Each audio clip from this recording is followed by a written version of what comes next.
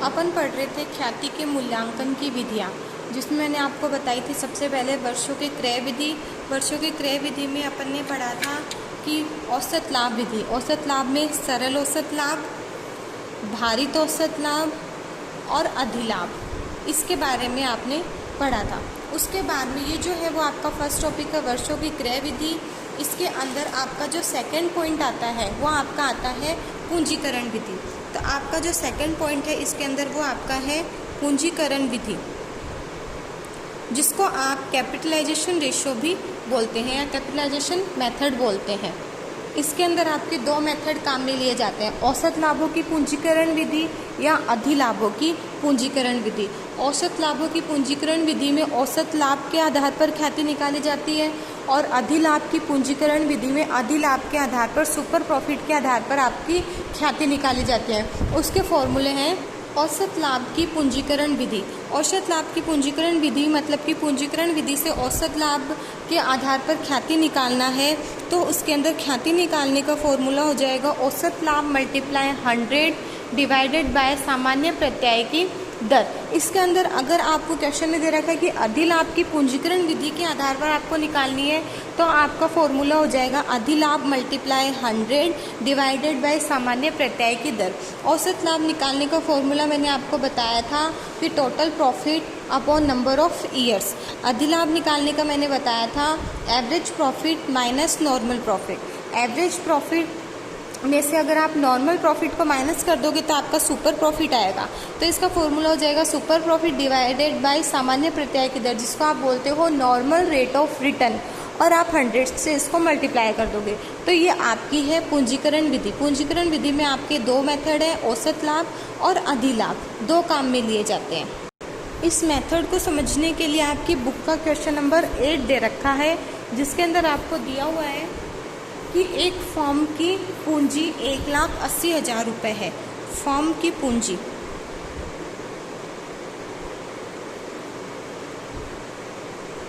1,80,000 रुपये, औसत लाभ 24,000 रुपये,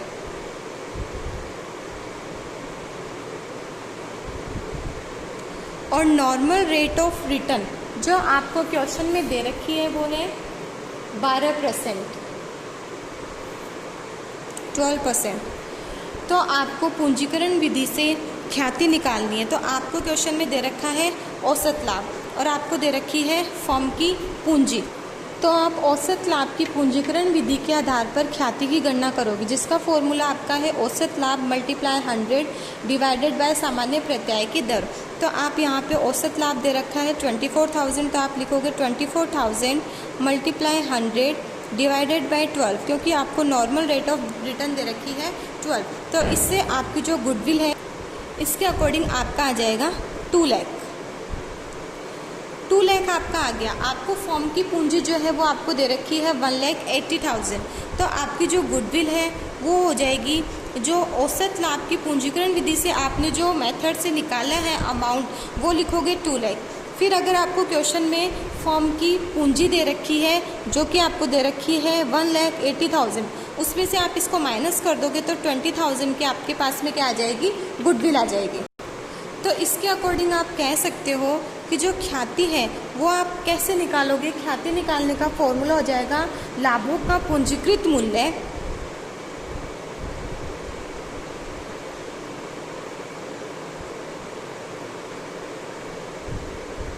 माइनस विनियोजित पूंजी, जो कि आपको क्वेश्चन में फर्म की पूंजी के नाम से दे रखी है। तो ये आपका ख्याति निकालने का हो जाएगा। देखो, जो पूंजीकरण मेथड है, कैपिटलाइजेशन मेथड है, उसमें दो हैं, औसत लाभ और अधिलाभ। अगर औसत लाभ के अकॉर्डिंग करना है तो औसत लाभ आ जाएगा, अधिलाभ के अकॉर्डिंग करना है तो अधिलाभ आ जाएगा।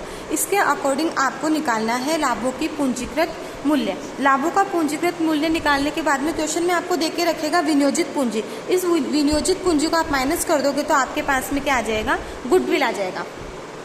इसी मेथड पे आपको क्वेश्चन नंबर 9 दे रखा है शॉर्ट आंसर टाइप क्वेश्चन में, जिसमें आपको दे रखी है विनियोजित पूंजी 5 लाख रुपए की।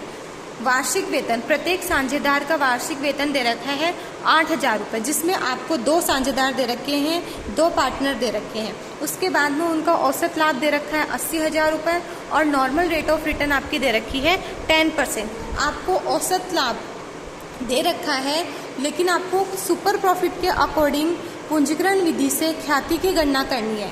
आपको सुपर प्रॉफिट अधिलाभ के अकॉर्डिंग करनी है। तो सबसे पहले आप निकालोगे सुपर प्रॉफिट अधिलाभ। अधिलाभ निकालने का फॉर्मूला होता है औसत लाभ माइनस सामान्य लाभ।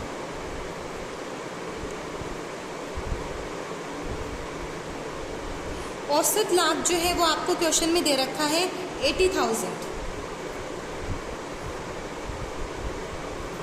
औसत लाभ जो है वो आपको क्वेश्चन में दे रखा है 80,000, लेकिन साथ में आपको दे रखा है कि प्रत्येक वार्षिक वेतन, प्रत्येक साझेदार का जो वार्षिक वेतन है वो कितना है, 8,000 रुपये का है। तो वेतन जो है वो आपका खर्चा हो गया है।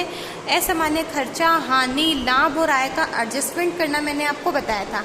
तो प्रत्येक का साझेदार का 8,000 है, आपके पास में 2 साझेदार हैं, तो आपका वेतन हो जाएगा 8,000 × 2, 8,000 × 2, आपका हो जाएगा 16,000। तो ये जो आपकी सैलरी है, जो आपका वेतन है, जो कि आपका है 16,000 का, ये आप इस औसत लाभ में से माइनस कर दोगे तो आपके पास में आएगा 64,000।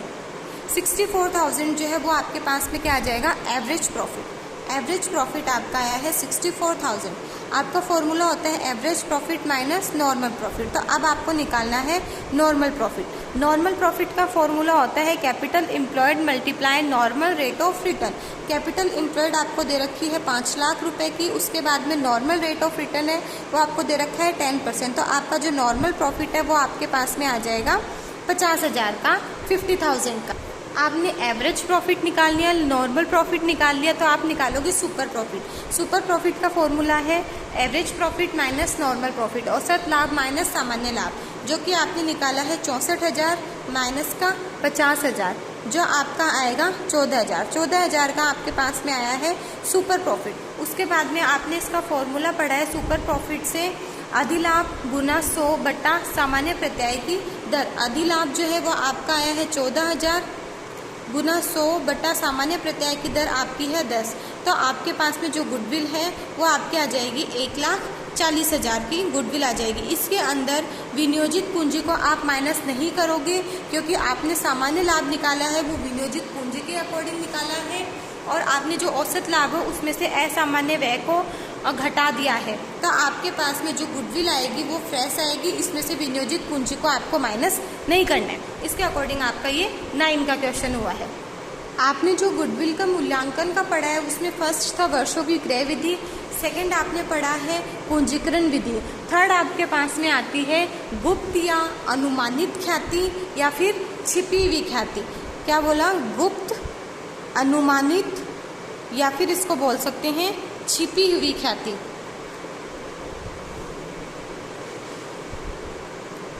हिडन गुडविल जिसको आप इंग्लिश में बोल सकते हैं।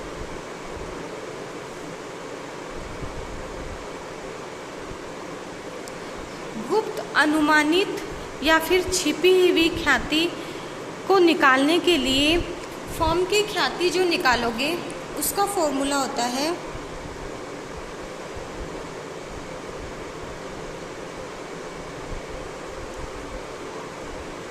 फर्म की ख्याति किसके अकॉर्डिंग, गुप्त या छिपी हुई ख्याति।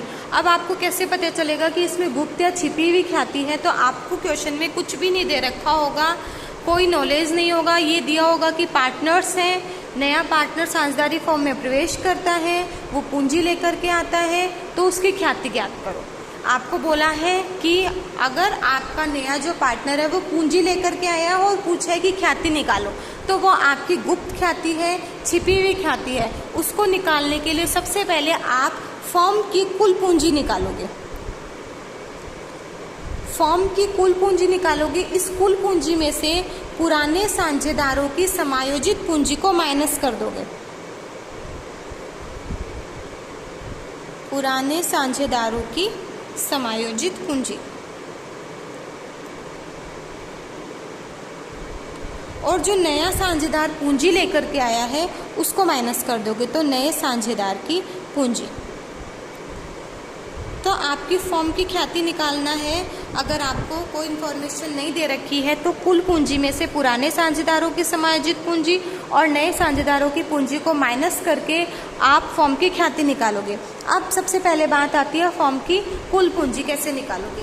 तो जो आपको फर्म की कुल पूंजी है, तो जो नया साझेदारी फर्म में प्रवेश कर रहा है वो जितनी भी पूंजी लेकर के आया है उसके अंदर वो जितने हिस्से के लिए आया है उसको आप डिवाइड कर दोगे तो आपकी फर्म की कुल पूंजी आ जाएगी। पुराने साझेदारों की समायोजित पूंजी से मतलब है कि जो आपका पूंजी का शेष है उसके अंदर से आप संचय जोड़ दोगे जिसको आप रिजर्व बोलते हो। लाभ अगर क्वेश्चन में दे रखा है तो आप वो जोड़ दोगे और हानि को घटा दोगे। तो आपके पास में क्या है, पुराने साझेदारों की फर्म की जो समायोजित पूंजी है वो आएगी। कैसे आएगी, पूंजी का शेष है, कुछ भी नहीं दे रखा है, जो आपकी पूंजी दे रखी है उनको ऐड कर देना। अगर संचय दे रखा है तो संचय ऐड कर देना, लाभ दे रखा है तो लाभ ऐड कर देना, हानि दे रखा है तो आप उसमें माइनस कर देना।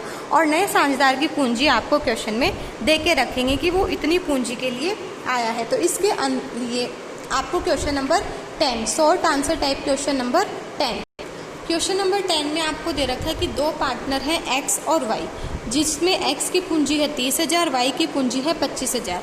नया पार्टनर z साझेदारी फर्म में प्रवेश करता है जो 25,000 रुपये की तो पूंजी लाता है और 1/4 हिस्से के लिए वो साझेदारी फर्म में प्रवेश करता है। तो आपकी फर्म की ख्याति निकालने का है कुल पूंजी माइनस पुराने साझेदारों की समायोजित पूंजी माइनस नए साझेदार की पूंजी। तो आप सबसे पहले निकालोगे कुल पूंजी। कुल पूंजी में मैंने आपको बताया था कि नया साझेदार जितनी भी अमाउंट लेकर के आएगा, जितनी भी पूंजी लेकर के आएगा उसके अंदर आप उसके हिस्से से डिवाइड कर दोगे। तो इसको 1/4 से डिवाइड करोगे तो 4 ऊपर चला जाएगा, 1 नीचे आ जाएगा। तो आपके पास में कुल पूंजी आ जाएगी 1 लाख रुपए की। कुल पूंजी निकालने के लिए जो नए साझेदार की पूंजी है उसमें उसके हिस्से से डिवाइड कर देंगे तो आपकी क्या आ जाएगी, कुल पूंजी आ जाएगी। इस कुल पूंजी में से आप क्या घटाओगे, पुराने साझेदार की समायोजित पूंजी। कोई भी इंफॉर्मेशन नहीं है तो जो पूंजी दे रखी है उनको आप ऐड कर दो। तो ये तो 30,000 है, ये आपके पास में 25,000 है, तो ये आपके पास में आ जाएगा 55,000। और आपके पास में नए साझेदार की पूंजी जो है वो आपको दे रखी है 25,000 रुपये की। तो आपकी जो फर्म की ख्याति है वो आपके पास में आ जाएगी 20,000 रुपये की। पहले फर्म की कुल पूंजी निकाली, कुल पूंजी में से साझेदारों की पूंजी और नए साझेदार की पूंजी को माइनस कर दिया। अगर इसी क्वेश्चन में आपको दे के रखता कि आपका जो रिजर्व का बैलेंस है वो आपको दे रखा है 10,000 रुपये का, आपको रिजर्व का बैलेंस 10,000 रुपये का दे रखा है, तो आपने जो 55,000 रुपये घटाए हैं यहाँ पे 30,000 और 25,000 रुपये आपके एक्स और वाई की क्या है, कैपिटल है। 10,000 आपका संचय है, रिजर्व है, तो रिजर्व को आप ऐड करते हो तो आपके पास में ये क्या हो जाएगा, 65,000 का हो जाएगा। तो 1 लाख में से 65,000 प्लस 25,000 को आप लेस करते तो आपका आता 10 लाख। यह आपका क्या आता, गुडविल आती है। कब, जब आपको क्वेश्चन में रिजर्व भी दे के रखता है। ऐसे ही क्वेश्चन नंबर जो 11 है वो छिपी हुई ख्याति है लेकिन उसमें रिजर्व दे रखा है, तो रिजर्व को आपको साझेदारों की समायोजित पूंजी निकालते समय साझेदारों की पूंजी के साथ में जोड़ देना है और उसके बाद में फर्म की कुल पूंजी में से घटाना है और नए साझेदारों की पूंजी को घटा के गुडविल निकालनी है। तो इसके अकॉर्डिंग आप निकालोगे गुप्त ख्याति, अनुमानित ख्याति या फिर छिपी हुई ख्याति। उसके बाद में आपकी जो नेक्स्ट टॉपिक है, नेक्स्ट जो मेथड है निकालने का वो आपका है क्रय प्रतिफल विधि, परचेज कंसिडरेशन मेथड। क्रय प्रतिफल मेथड, क्रय प्रतिफल मेथड बहुत इजी होता है गुडविल निकालने के लिए। आपको क्वेश्चन में जो क्रय प्रतिफल दे रखा है उसके अंदर से आपको शुद्ध संपत्तियों को माइनस कर देना है, इससे आपका क्या आ जाएगा, ख्याति आ जाएगी। क्या बोला मैंने कि ख्याति निकालने के लिए क्रय प्रतिफल में से शुद्ध संपत्तियों को आप माइनस कर दोगे तो आपकी गुडविल आ जाएगी। अगर आपको क्वेश्चन में शुद्ध संपत्तियां नहीं दे रखी हैं तो आप असेट्स में से आउटसाइड लायबिलिटीज़ को घटा करके शुद्ध संपत्तियां निकालोगे। असेट्स में से आउटसाइड लायबिलिटीज़ को आप घटा दोगे तो आपकी नेट असेट्स आ जाएगी। तो क्रय प्रतिफल में से आप नेट असेट्स शुद्ध संपत्ति को घटा दोगे तो आपकी ख्याति आ जाएगी। इसके लिए आपको क्वेश्चन नंबर 14 दे रखा है, जिसमें आपको क्रय प्रतिफल दे रखा है 3,50,000 रुपये का, संपत्तियां दे रखी है 4 लाख रुपए की, दायित्व दे रखे हैं 80,000 रुपये का। आपको ख्याति निकालनी है। ख्याति निकालने का फॉर्मूला होता है क्रय प्रतिफल माइनस शुद्ध संपत्ति। क्रय प्रतिफल आपको 3,50,000 रुपये दे रखा है, आपको निकालनी है शुद्ध संपत्ति।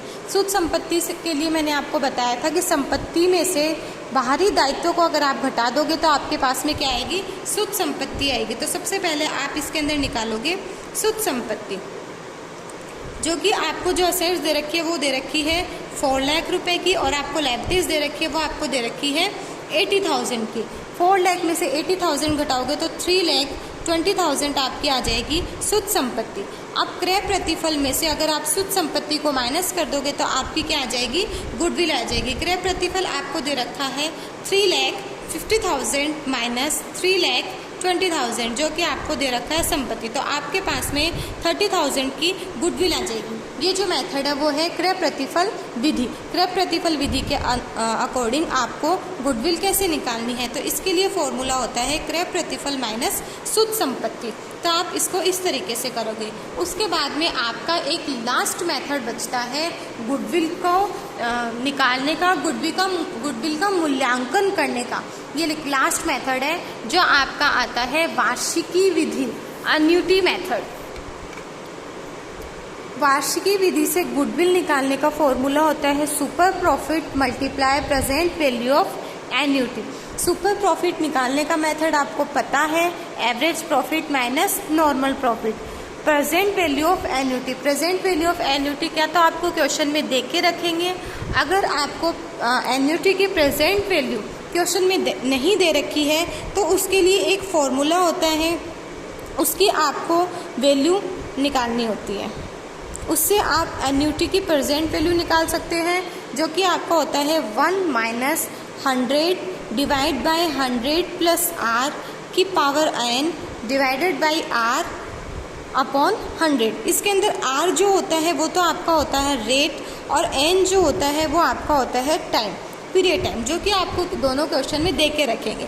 अगर ये क्वेश्चन में दे रखा है direct present value of annuity नहीं दे रखी है तो आप इनके according present value of annuity निकालोगे। उस वैल्यू से आप सुपर प्रॉफिट को मल्टीप्लाई करके गुडविल निकालोगे। ये आपकी एन्युटी मेथड है गुडविल निकालने के लिए। तो इसके लिए आपको अपनी बुक का क्वेश्चन नंबर 12 दे रखा है, शॉर्ट आंसर टाइप क्वेश्चन में क्वेश्चन नंबर 12। क्वेश्चन नंबर 12 में दे रखा है कोई फर्म है जिसका सुपर प्रॉफिट 10,000 रुपये है, और यदि 5 वर्ष के लिए 10% ब्याज की दर से वार्षिकी का मूल्य, वार्षिकी मतलब present value of annuity, present value of annuity आपको क्वेश्चन में दे रखी है, जो कि आपको दे रखी है 3.791। आपको सुपर प्रॉफिट दे रखा है, प्रेजेंट वैल्यू ऑफ एन्युटी दे रखी है, आपको क्या निकालना है, गुडविल निकालना है। तो सुपर प्रॉफिट फॉर्मूला क्या होता है, super profit multiply present value of annuity. तो super profit 10,000 multiply present value of annuity दे रखी है 3.791। तो आपकी जो गुडविल है वो हो जाएगी 37,910 आपकी गुडविल हो जाएगी। यह आपका एन्युटी से गुडविल निकालने का फॉर्मूला, यही आपका गुडविल का मूल्यांकन खत्म होता है, जिसमें आपने 5 मेथड पढ़े हैं। जिसमें फर्स्ट आपका आता है वर्षों की क्रय विधि, जिसमें औसत लाभ में सरल औसत लाभ और भारित औसत लाभ पढ़ा है।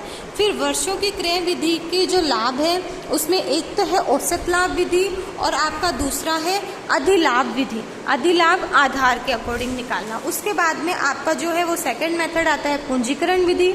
उसमें जो पूंजीकरण विधि है उसमें आपने औसत लाभ के आधार पर और अधिलाभ दोनों के आधार पर पूंजीकृत जो लाभ है उसका मूल्य निकाला है, उसमें से विनियोजित पूंजी को घटा करके गुडविल निकाली है। उसके बाद में आपका जो थर्ड आता है वो आपका आता है गुप्त ख्याति, अनुमानित ख्याति, छिपी हुई ख्याति।